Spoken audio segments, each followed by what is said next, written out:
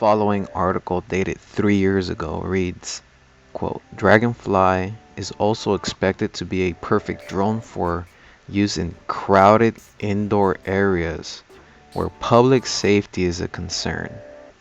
High-speed video from the drones could be captured to apply to the search for terrorists, criminals, and even to monitor public events. Ring a bell? This was planned long ago.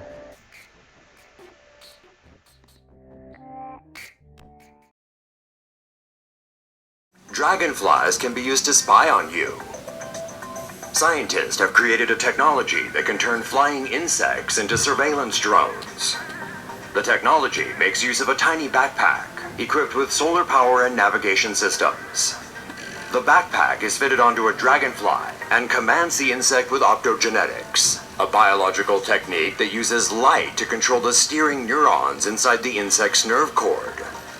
Dragonflies can then be turned into tiny surveillance systems. The same setup can be applied to other insects of a similar size, such as honeybees. Other applications of this technology may include guided pollination, payload delivery, and precision medicine and diagnostics.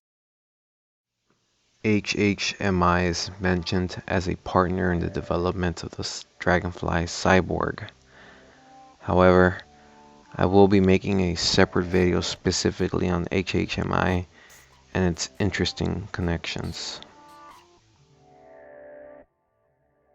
As you can see, HHMI is listed as one of the wealthiest foundations and is ranked 6th amongst the likes of Gates Foundation, Open Society, Ford Foundation, and Rockefeller Foundation.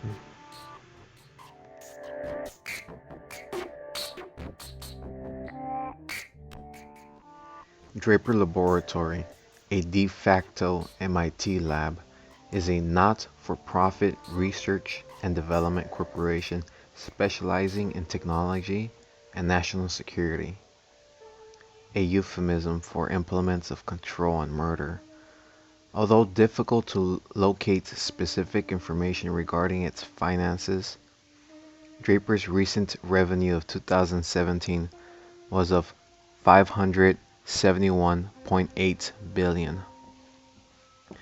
Similarly to Lincoln Laboratories in specialization and mission objectives, Lincoln is listed on the master government list of federally funded R&D centers, while Draper is not, although Draper, like Lincoln, collaborates with various government agencies including DHS and DARPA.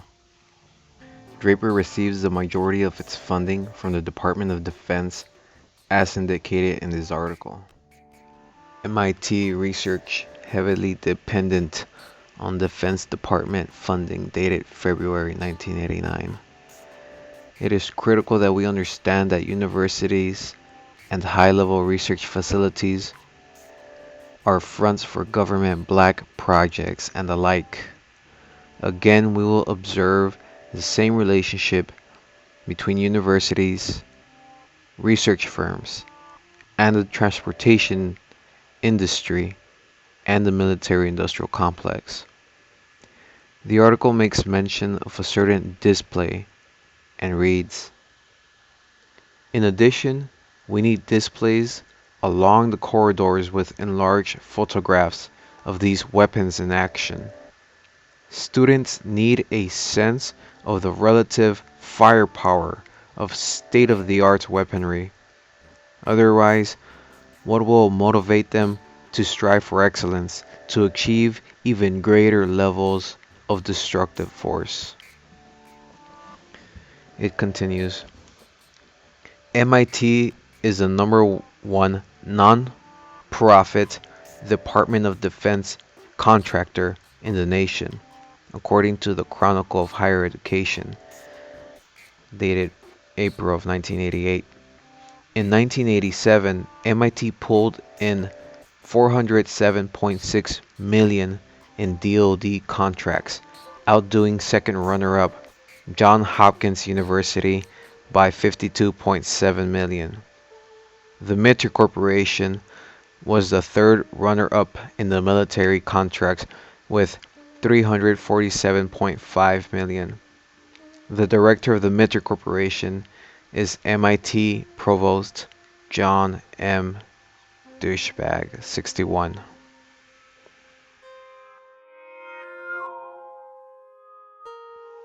The article continues. MIT's Pentagon connections go beyond its DoD contracts and its alumni's occupations. MIT has played and continues to play an important role in strengthening academic ties with the military. A number of key administrators at MIT are closely linked to the Pentagon, including Douchebag, who is a member of the DoD's Defense Science Board and chair of the DSB task forces on chemical and biological warfare and Midget Man missile program. David S. Saxon, 41, chairman of the MIT Corporation, is a consultant to the Ford Motor Company, a major military contractor and former member of the DoD's Science Advisors Panel on Basic Research, which recommended substantial increases in the DoD's basic research. As an educational institution, MIT has an obligation and the responsibility to the community.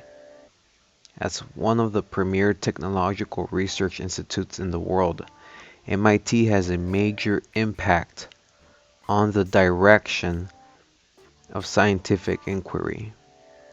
The fact that it chooses to devote less than 20% of research effort to things other than more efficient means to kill is more than disgusting. It is criminal. Of course, we know that they truly don't mean that, nor do they care.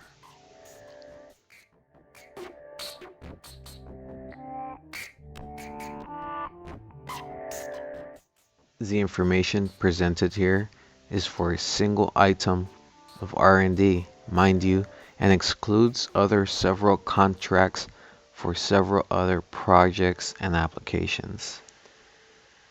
Here we have an example on the U.S. Department of Defense website.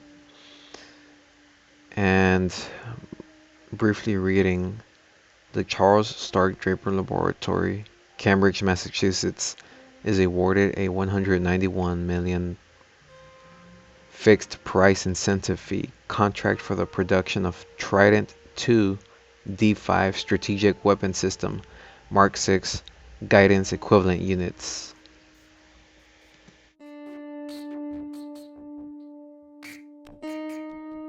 Have the leaders of men or governments in control of masses of small microwise drones. And again, these are what we're seeing. We don't even know what the covert levels are.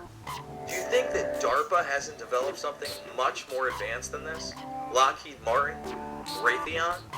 Again, this is something that's already, like, the 70s, the CIA had these type of insect drones. They were not so again, the majority of this technology is being hidden from the public. It is becoming more and more autonomous. With the implementation of 5G, they will be interacting with these quote-unquote robo-drones. The solar robo-bees, I can absolutely see where this is going. It's not going to a good place. Customer pilots directed almost 3,000 precision strikes last year. We're super proud of it. It allows you to separate the bad guys from the good. It's a big deal. But we have something much bigger.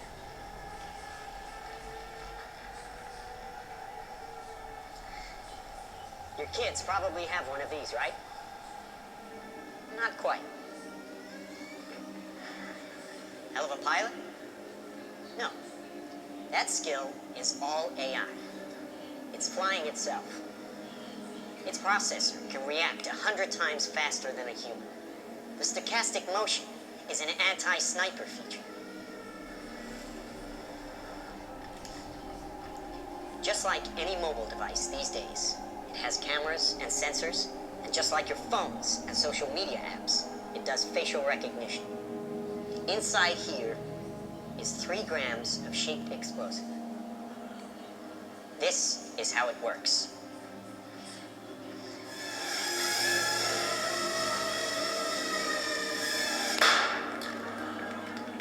Did you see that? That little bag is enough to penetrate the skull and destroy the contents. They used to say guns don't kill people. People do. Well, people don't. They get emotional, disobey orders, aim high. Let's watch the weapons make the decisions. Now trust me, these were all bad guys. Now that is an airstrike of surgical precision. It's one of a range of products. Trained as a team, they can penetrate buildings, cars, trains, evade people, bullets, pretty much any countermeasure. They cannot be stopped. Now, I said this was big. Why? Because we are thinking big. Watch. A $25 million order now buys this. Enough to kill half a city. The bad half. Nuclear is obsolete. Take out your entire enemy, virtually risk-free. Just characterize him, release the swarm, and rest easy. These are available today. We have a distribution network taking orders from military, law enforcement, and specialist clients. Dumb weapons drop where you point them. Smart weapons consume data. When you can find your enemy using data, even by a hashtag, you can target an evil ideology right where it starts.